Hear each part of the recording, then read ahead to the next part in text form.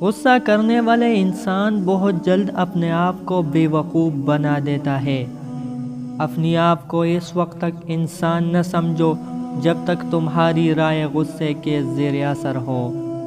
کسی کتے کے آگے ہڈی ڈالنا فیاضی نہیں، یہ فیاضی اس صورت میں ہوتی جب اس ہڈی کی ہمیں بھی اتنی ہی ضرورت ہوتی جتنی کتے کو ہے۔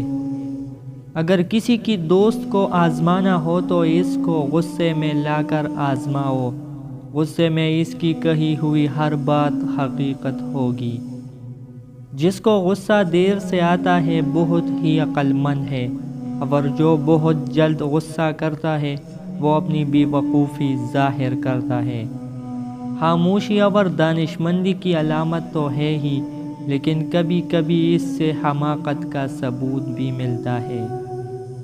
غصہ بڑھتی ہوئی آگ ہے، جو پی گیا اس نے آگ بجھائی، اور جو ضبط نہ کر سکا وہ پہلے خود اس میں جلتا ہے۔ پہلے آپ بچوں کو بولنا سکھاتے ہیں، پھر انہیں خاموش رہنے کی تلقین کرتے ہیں۔ 3 باتیں آدمی کو ہلاک کرتی ہیں: حسد، حرص اور تکبر۔ اگر کوئی ماہر نفسیات یہ کہتا ہے کہ دکھ کوئی چیز نہیں ہے، تو وہ لوگ جو ہمیں دکھ دیتے ہیں وہ کیا ہے؟ جب تک تیرا اترانا اور غصہ کرنا باقی ہے، آپ اپنے آپ کو اہل علم میں شمار نہ کر۔ صرف انسان ہی وہ مخلوق ہے جسے شرم و حیا کا احساس نہیں۔ غصہ کبھی کبھی قابل سے قابل انسان کو بھی بے وقوف بنا دیتا ہے۔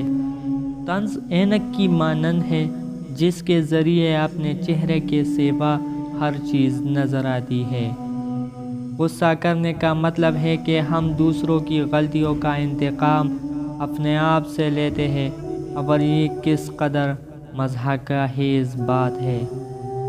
اس چیز کی ضمانت نہیں دی جا سکتی کہ امیر والدین غریب والدین کو جنم نہیں دیں گے۔